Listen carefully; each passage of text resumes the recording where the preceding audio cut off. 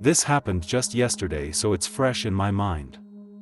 I'm not quite sure what to think of it because it was just so bizarre and unbelievable. I might have just been sleep deprived. So last night at maybe 23 hours I was walking around my block. My town is relatively safe, so I didn't feel in danger, plus it was a pretty night. I had been walking for around 5 minutes when a pale woman with blonde hair and a white dress caught my eye from across the street. She was about my height and looked to be around my age too. I didn't pay attention to her after I first noticed her. While I circled the block again, she was on the same street, a couple of feet in front of me. She was standing on the curb staring at the cars passing by. It was the main road, so even that late people were still driving on it. I said hello to her and she turned her gaze to me. I couldn't see her face super well, but from what I think I saw, she had no pupils of color in her eyes. She just stared at me. After a while, I asked if she was okay. She didn't respond again and simply pointed at the road. I was really confused and didn't understand. Right as a red car started coming down the road, she stepped into the road. The car slammed into her and it was a bloody mess. The driver obediently stopped and jumped out. It was a man in his mid-20s. We both spoke about it, freaking out. He called the police and I went around the car to see the state of the girl. Once I circled the car, she was gone. Not gone as in dead, gone as in she just wasn't there. The blood on the road was gone too, but not gone from his car. After the police arrived, they concluded that it was some big hoax by a kid who didn't know what they were talking about and some guy who went along with it. The blood on the truck was brought to investigation only to be found as paint.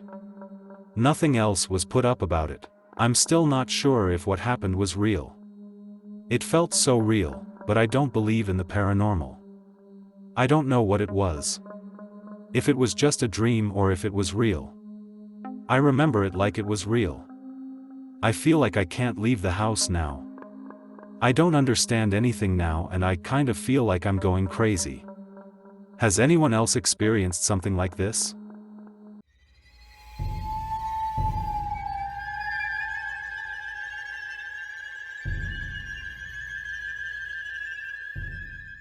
I have been staying in this house for some time now.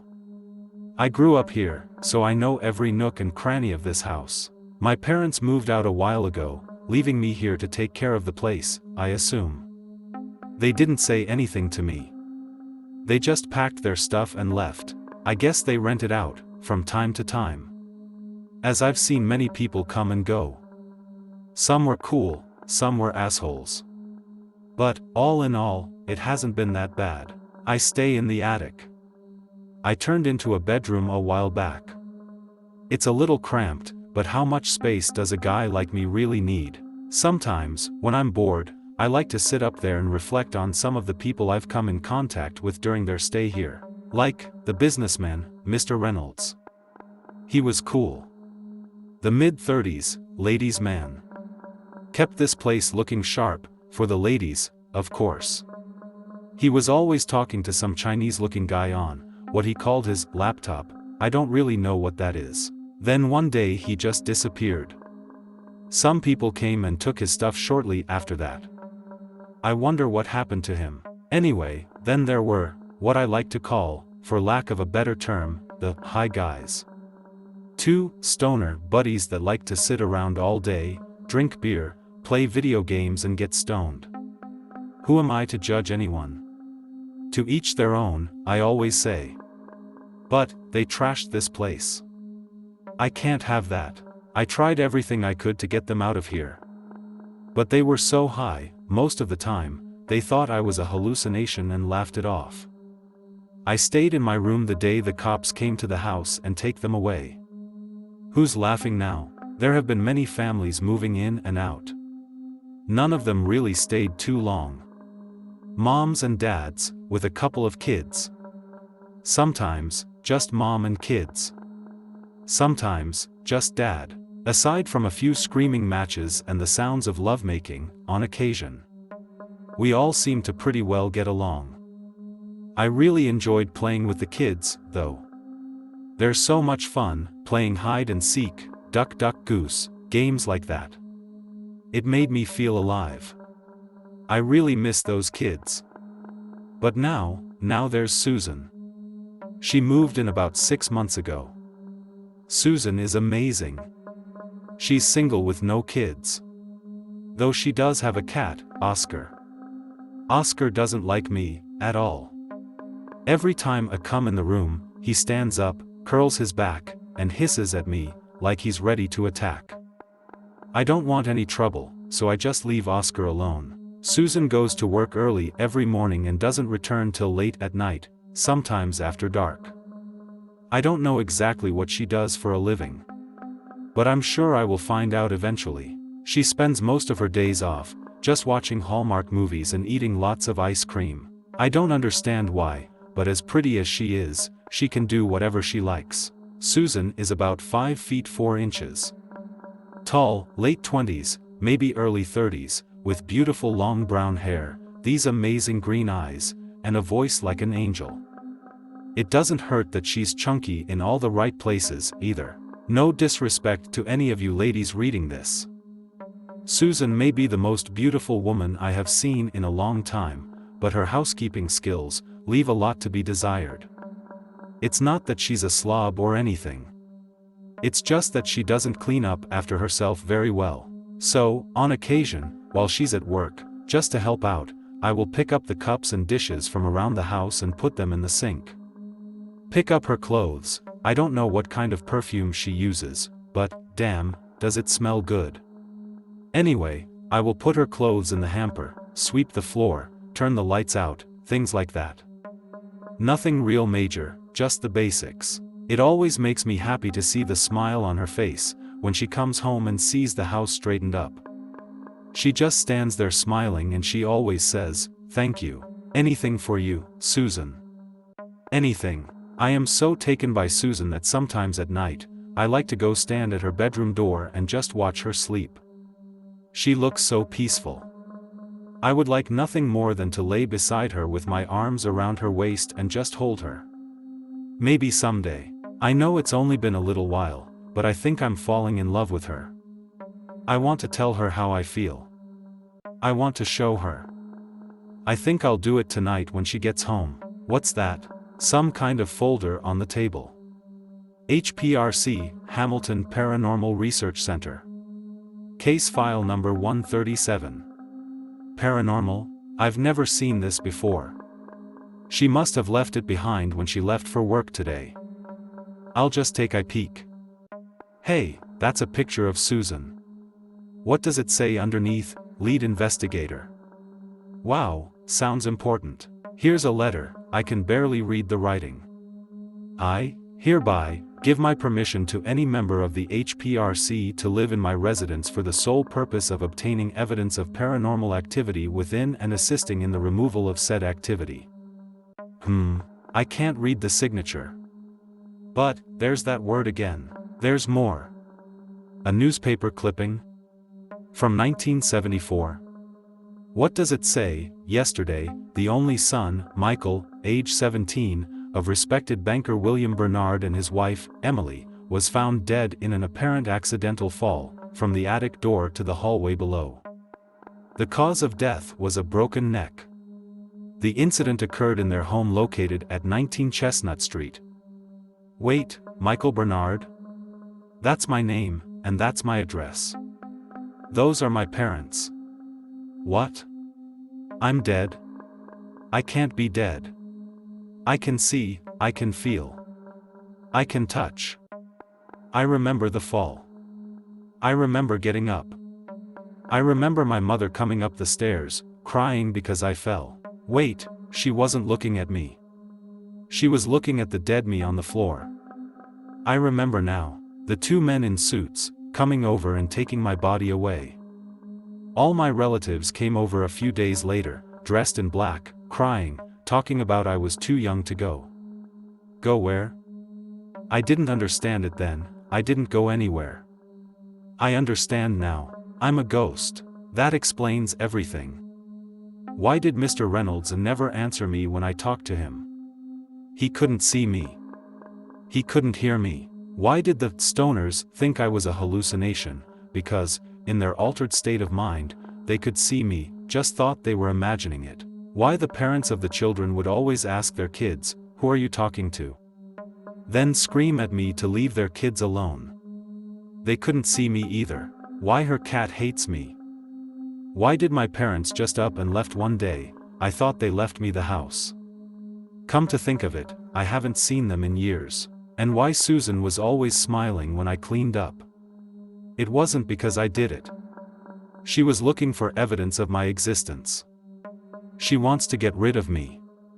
I don't want to leave. I like it here. This is my house. I'm not leaving without a fight. She wants evidence, I'll give her evidence. I really loved her, I helped her, I even tolerated her damn cat. Well, screw all that. I've been nice so far, but after this, no more Mr. Nice Guy. She should be home soon, I'll wait right here, so when she comes through the door. Game on. What you are about to hear is a dramatized audio translation of the events that occurred at 19 Chestnut Street on July 25, 2018, starting at approximately 9:08 p.m. and ending at approximately 9:27 p.m. This translation was taken from video surveillance cameras and audio microphones placed in the living area, kitchen, upstairs hallway, and master bedroom of the home. The translation goes as follows.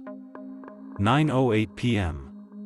Susan Meyer, former lead investigator for the Hamilton Paranormal Research Center, arrives at the home and enters through the front door. 9:09 p.m. A small manila folder, sitting on the coffee table, begins to shake, and eventually takes flight.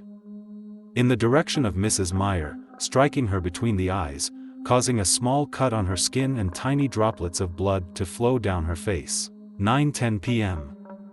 A large curio cabinet to her right seems to move out, by itself, about 3 inches from the wall and crash to the floor in front of her, pinning her between it and the front door. At which time, Mrs. Meyer screams, "Michael, why are you doing this?" 9:11 p.m. A low humming sound is heard, the volume intensifies, and forms into what appears to be a voice saying, "This, is, my, house." 9:12 p.m. All lights, under surveillance, start turning on and off by themselves. Doors open and close repeatedly. The front door opens so hard that it strikes Mrs. Meyer in the back, knocking her over the broken cabinet and onto the floor, dropping her purse in the process. 9:13 p.m. What appears to be a strong gust of wind blows through the living area. So hard, that it knocks over a table lamp and several knickknacks off the shelves, sending them crashing to the floor below. 9:15 p.m. From the floor, Mrs. Meyer screams, "Michael, stop. I know this is your house, I know, stop." 9:16 p.m. A small cat enters the frame from the bottom left corner of the screen and immediately flies backward off the screen. The sound of it hitting the wall and scurrying away is heard soon after. 9:18 p.m. All activities stop. Mrs. Meyer stands, grabs my purse, and says, "Michael, listen to me. I know you're mad. I don't want you to leave. I want you to stay. I quit my job today to be with you. I wanna be with you, here, in this house." 9:21 p.m. What appears to be a large mass of black fog appears on camera, forming into what looks like a person. 9:22 p.m. Staring directly into the fog, Mrs. Meyer says, "Michael, I can finally see you. I love you, I love everything you do for me, and now, we'll always be together." 9:24 p.m. Reaching into her purse, Mrs. Meyer produces a small handgun and places it on her temple. 9:25 p.m. All video surveillance cameras shut down and lose signal. Only audio remains. 9:26 p.m. One single gunshot is heard, then the sound of something heavy hitting the floor. 9:27 p.m. All transmissions are lost. The body of Susan Meyer was found dead after a neighbor called 911 to report what sounded like a gunshot. Officers arrived on the scene to find the house in disarray and Mrs. Meyer's bloody corpse lying on the floor in the living area. The victim of an apparent suicide. The body was taken to the county morgue, where the cause of death was confirmed. The results for case number 137 are as follows. The home is believed to be completely consumed by a malevolent, evil spirit. Any further investigation may result in the injury and/or death of another member of this organization. I will not take that risk. Case number 137 is now closed and will never be spoken of again. My condolences to the Meyer family. Thank you for your time. David Weinhardt, Director of Operations, HPRC.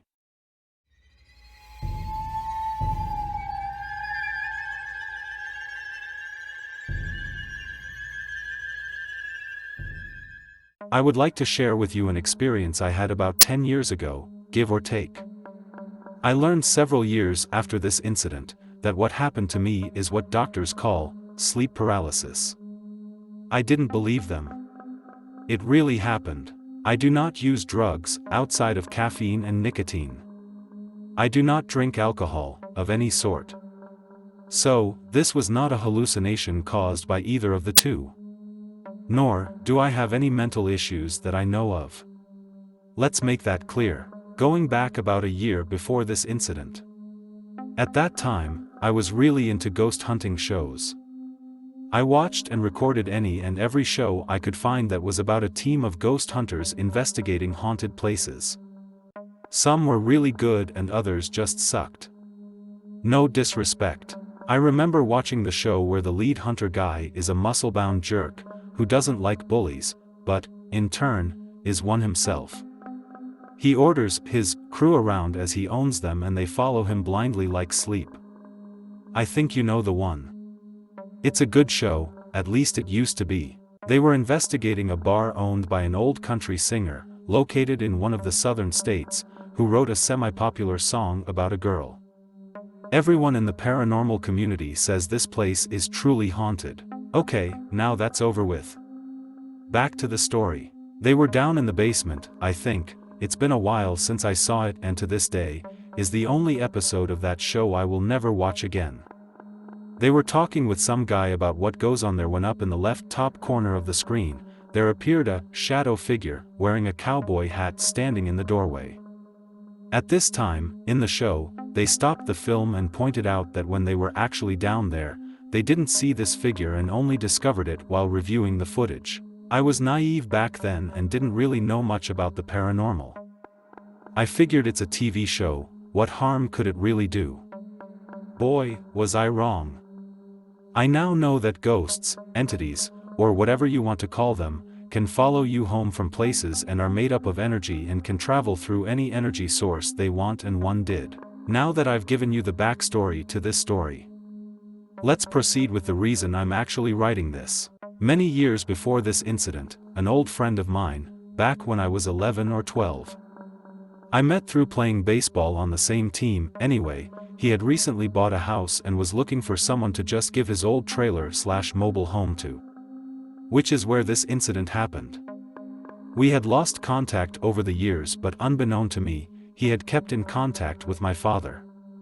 My father gave him my number. He called me up and made me an offer I couldn't refuse. A free trailer just pays a lot of rent. Oh hell yeah, I'll take it. The trailer was old and needed work. But it was a good deal. I moved in, did some minor repairs, and a couple of weeks after that, I invited my father and stepmother over for dinner. My stepmother is what she calls an old soul. She can sense when things are not right with the universe. She took one look at the place and said, "There's bad juju here, I don't like it." Every time she came to visit, she was nervous, she wouldn't sit still, always looking down the hallway. She eventually stopped coming. She said it was too thick for her. Whatever that meant. I just thought she was nuts. I now know she's not. I lived there for many years, had some strange things happen. Seeing apparitions out of the corner of my eye, voices, cold breezes, etc. I just chalked it up to bad lighting, outside noises, and insulation issues. some rational explanation, until that night. The night that changed my whole belief system forever. The night I will never forget. I was laying in bed, asleep on my back, like I always do, when I woke up and noticed a black figure standing in the doorway of my bedroom. The hallway light was on. I always leave it on, in case I need to make a bathroom run late at night. The light from behind the figure showed it had a head, 2 arms, and 2 legs, but no eyes. It was just standing there. I blinked a couple of times to make sure I was seeing what I was seeing, and sure enough, I was. Only this time, when I looked at it, it was wearing a cowboy hat. The moment I realized that, I physically saw it jump from the standing position in the doorway over top of the bed and land on top of me. My body became stiff, unable to move. Out of my peripheral vision, I could see my wife lying next to me. I tried to scream, but nothing came out. I saw the figure sitting on top of me. It reached its hands down into my chest and started squeezing my lungs. I couldn't breathe. It was squeezing the life right out of me. There I was, gasping for air, paralyzed, and unable to make a sound. Just when I thought I was about to die, a series of intensely bright white lights started flashing all around the room, like a strobe light on steroids. I closed my eyes to shield them from the lights, it was that bright. All of a sudden, my body jerked a couple of times like a convulsion and then stopped. I opened my eyes and it was gone. I was able to breathe again. I lay there, heavy breathing for a good 20 minutes, too scared to move. When I finally got the nerve to try, I slowly moved my right hand over to my nightstand. Still shaking from fear, I grabbed my phone to check the time. Like I always do when I wake up in the middle of the night. The time was 3:48 a.m. The witching hour. Needless to say, I did not go back to sleep that night. I cautiously got out of bed, so as not to wake up my wife, and turned on every light in the house. Every single one, including all the bedroom lights. How my wife stayed sleeping, I don't know, but thankfully she did. I made a pot of coffee, grabbed my Bible, and sat at the dining room table, drinking coffee, Bible in hand until the morning came. I must have smoked at least a pack and a half of cigarettes in that 3-hour span of time. I'm good with that, I'm still alive. I asked my wife if she had seen or heard anything strange the night before. She said no, and I left it at that. I didn't tell her what had happened, and I still haven't. She probably wouldn't believe me anyway. My wife and I stayed at the trailer for about 2 months after that. When we got the opportunity to rent an actual house, we took it. We packed all our things and moved out. On the last day we were ever at that trailer, my wife had left the vacuum in the back bedroom, where this experience happened. She asked if I would go get said vacuum, and I agreed. Upon entering the room, a weird sense of dread fell over me, and something inside of me told me I needed to get out of there quick. I grabbed the vacuum, and ran down the hallway and out the front door as fast as I could, slamming the door behind me. I then turned around and yelled, "You want this place? You can have it, I'm gone." My wife looked at me like I lost my mind. My father and stepmother helped us move, along with some friends. My stepmother insisted that we drive all the vehicles that contained our belongings over bodies of water to block any of the bad jujus from coming with us to the new house. We did, and have had no bad experiences in our new house. Aside from a few really bad dreams, I had the first couple of nights we were there, about the trailer, but that was it. Thanks for watching. If you would like to submit a personal story of yours for the chance to have it narrated on this channel, please send your story to the email in the description. I would love to know, down in the comments, what story was your favorite. Don't forget to join me on Instagram and TikTok, and I will see you all soon, with another creepy video.